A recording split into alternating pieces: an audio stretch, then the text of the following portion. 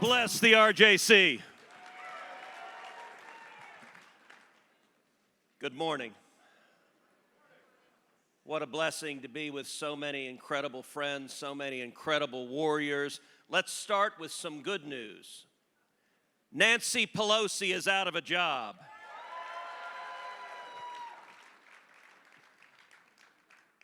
That's a big deal. That is cause for celebration. But at the same time, what I want to do today is I want to ask a question that I know is on the mind of every person here. How do we win? The stakes are too high. The damage being done in Washington is catastrophic. How do we win? That's a big part of it, yes. I'm going to lay out 4 things. Think, fight, persuade, and mobilize. Let's start with think. Listen, understanding the battles we're facing is important.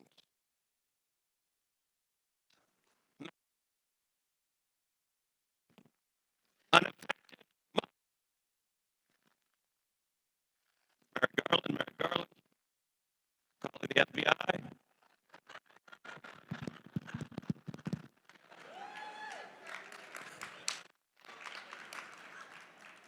IBM, Big Blue, they have a one-word motto.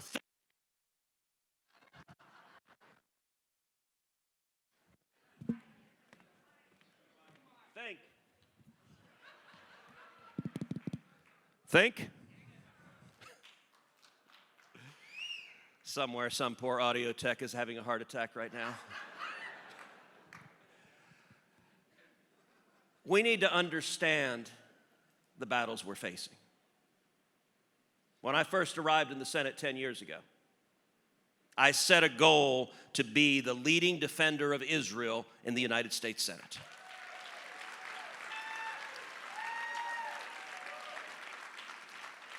That's a goal I've worked every single day to achieve. Now, all of us here celebrate the incredible, the historic achievements for peace that came in the Abraham Accords. We need to stop and ask ourselves why. Why did those come? And there's a difference in strategy. For a long time in Washington, all of the Democrats and most of the Republicans believed in strategic ambiguity. That you're like, oh, I'm a little for the Israelis, I'm a little for the Palestinians, I'm a little this, I'm a little that, they're all got problems. And all of the enlightened graybeards of foreign policy said that's how you keep peace in the Middle East. It's an absolute disaster. It is wrong. You want to know how you keep peace in the Middle East? You draw a line in the sand and you absolutely and unequivocally say the United States stands with Israel.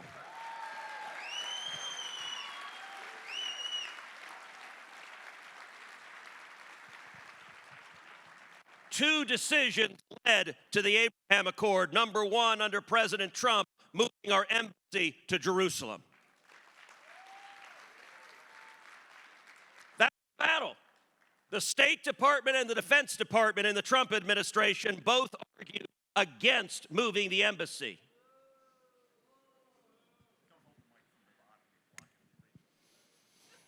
All right, I'll try that.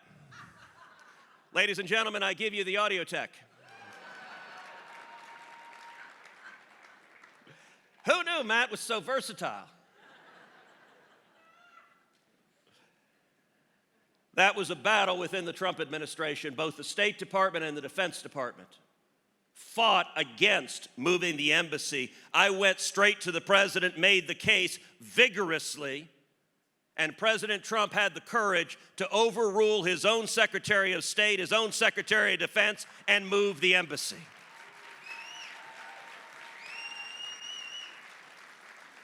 And the day we opened the embassy, I was there in Jerusalem on the anniversary, the 70th anniversary of the creation of the modern state of Israel. The second decision, just like that, was pulling out of the Iran deal. Exact same fight. State argued against it. Defense argued against it. I went repeatedly to the president. Again, the president had the courage to overrule his own State Department, his own Defense Department, pull out of that deal.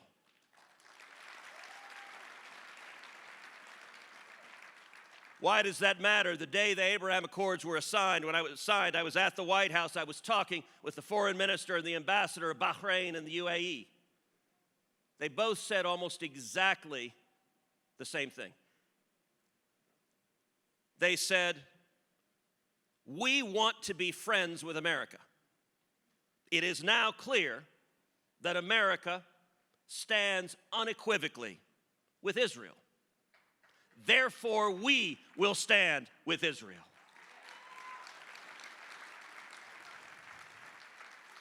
That's how clarity works, but you got to understand what you're doing. What has Joe Biden done? He's gone back right to the same ambiguity, undermining our Israelis, which moves us backwards, which is why within months of his becoming president, thousands upon thousands of rockets began raining down on Israel.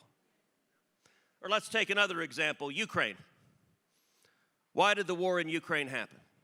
Didn't have to happen. It's a completely unnecessary war. It happened because of two specific mistakes Joe Biden made. Number one, the disastrous surrender to the Taliban that made every enemy of America look to the Oval Office and say our commander-in-chief is weak. I said at the time, the chances of Russia invading Ukraine has just increased tenfold. And the chances of China invading Taiwan has also increased tenfold. But then secondly, a very specific mistake that Biden made on Ukraine. Look, Putin didn't wake up yesterday and decide he wanted to invade Ukraine. He's wanted to for decades. He desires to reassemble what he sees as the former glories of the Soviet Union.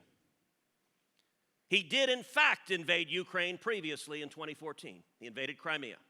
But he stopped. Why did he stop? He stopped because Russia's major source of revenue is oil and that natural gas goes on pipelines right through Ukraine. And if he invaded it, he risked damaging or destroying those pipelines and eliminating their ability to get revenue. So what did he do the next year? 2015, Putin began a project called Nord Stream 2, an undersea pipeline that goes straight from Russia to Germany. It circumvents Ukraine. The entire purpose of Nord Stream 2 is when it's complete, it lets him get his gas to Europe without having to worry about Ukraine, which meant he could invade Ukraine. Now, everyone in Washington knew this was a terrible idea, but they all wrung their hands and said, there's nothing we can do about it. I didn't believe that, so I drafted legislation in 2019, targeted sanctions that would bankrupt any company helping build Nord Stream 2.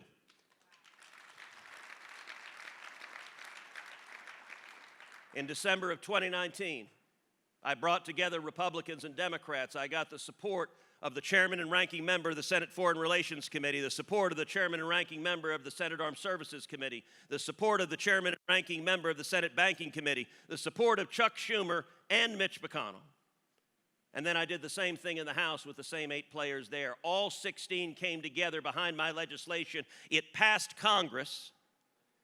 And Putin stopped building the Nord Stream 2 pipeline the day President Trump signed my sanctions legislation into law.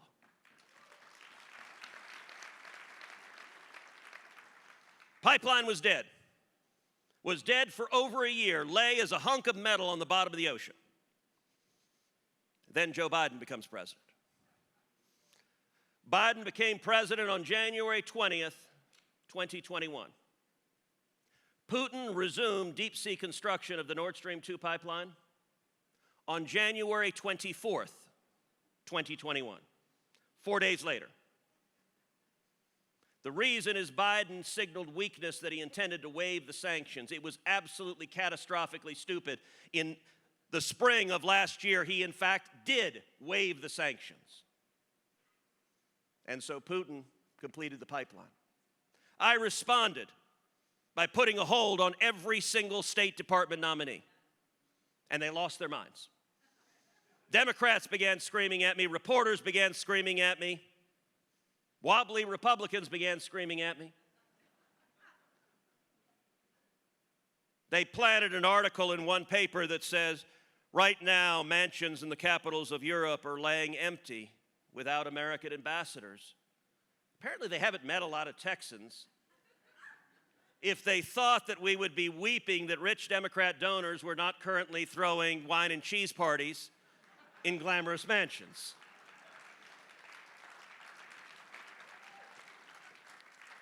But in December of last year, they were desperate to get their nominees through, and so I said to Schumer, fine, I'll cut a deal.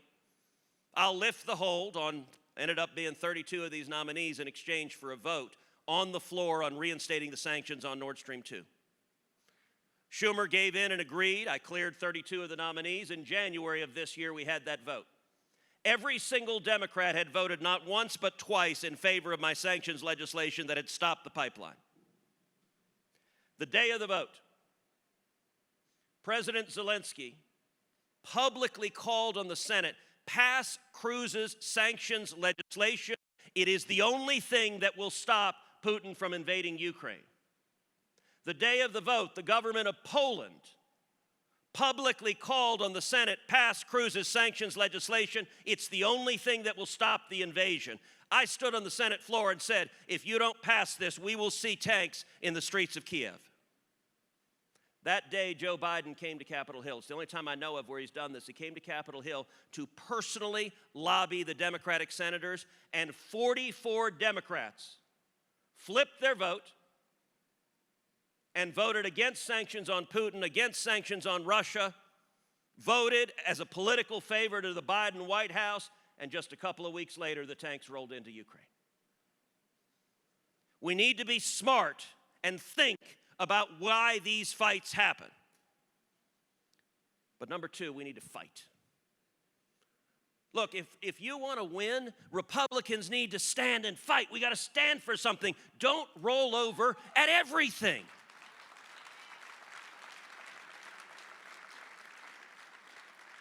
As you know, this past week, we had a leadership battle in the United States Senate. First time it's happened in 16 years of Mitch McConnell being leader.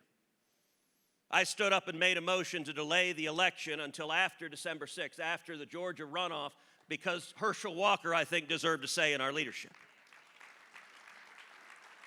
But the even bigger reason is we need a real debate about how are we going to lead during the next 2 years with a minority in the Senate. And the question that I posed Mitch McConnell and our leadership was very simple. Is there anything on which we are willing to fight? I stood in front of the conference and I said, listen, I've traveled all over the country. I'll tell you, people are dispirited and demoralized because they say Republicans in the Senate don't fight, and there's a reason for that, which is that Republicans in the Senate don't fight. And I said, look, I'm not saying fight on everything. If you fight on 1,000 things, you're not fighting on anything.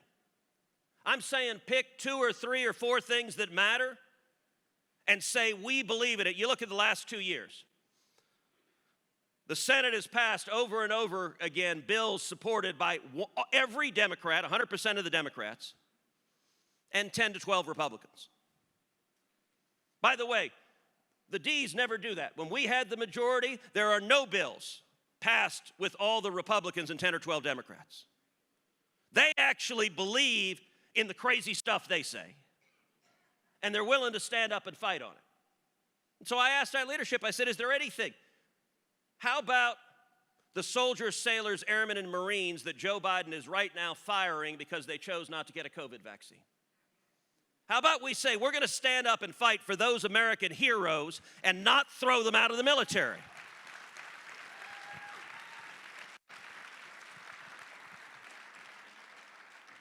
And to stand and fight means using the levers you have to force that fight. Or how about next year, we stand together and fight and say, under no circumstances are we going to fund the 87,000 new IRS agents to harass the American people. And we're going to take that money and we're going to put it on our southern border. We need to fight. Look, why did the Democrats do better than expected? A big part of the reason is they went hard left, they energized their base, they governed as left-wing lunatics, and their voters rewarded them by showing up in big numbers. We need to behave like we believe what we're saying, and that means having the guts to stand and fight. Third thing we need to do, persuade. We spend far too much time preaching to the choir, talking to the same 2.6 million people watching Fox News every day. The choir needs love, but we need to talk to young people and Hispanics and African Americans and suburban moms. Some of y'all may have seen a few weeks ago, I went on The View. They kind of lost their minds. But look, there's value to that because all of the moms at home that watch that show are listening every day to left-wing propaganda. And there's power to being a happy warrior. There's power to being there, not mean, but just smiling and happy and bringing truth. And we've got to do it in a way that goes around the corrupt corporate media.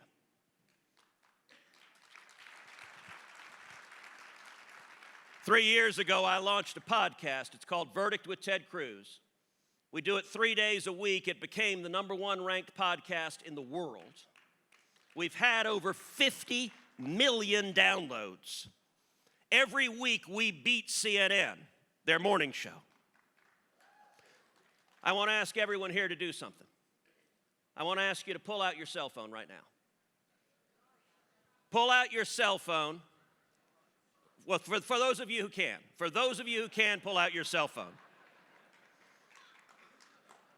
Pull out your cell phone and text the word verdict to 24005. Let me give you that number again. It's 24005. Text the word verdict. What you'll get back is a link to subscribe for free. I was saying this once, and my dad said, look, if you say subscribe, people in my age think it's like a magazine subscription. We're going to charge you. No, it's free. Subscribe is free. And you will get the podcast because what it's designed to do is give you the tools, the information to persuade your friends and colleagues and neighbors. Each of you has more influence in your own sphere of influence than anyone else possibly can. And the podcast is designed to go around the media to equip you directly. Fourth and final thing we need to do is mobilize. We need to mobilize people to stand up and fight. We need to empower them to stand up and fight. You know, when Barack Obama was president, I led the fight against the Iran deal then. We had a giant rally on Capitol Hill. Thousands of people came out, and I invited Donald Trump to come to that rally. Now, at the time, Trump and I were running against each other. And I remember he looked at me and said, Ted, why would you invite me to come to your rally? And I said, well, because when you come, you bring about 200 TV cameras. And the whole point is to get the message out to the people. Look, we need to mobilize. I spent this election cycle about 2 months in a nationwide 17-state national bus tour, doing over 35 events for candidates for the House and candidates for the Senate. And we won some big victories. Without those victories, 11 challengers that I supported in the House won either open seats or beat Democrats. That's why Nancy Pelosi's out of a job.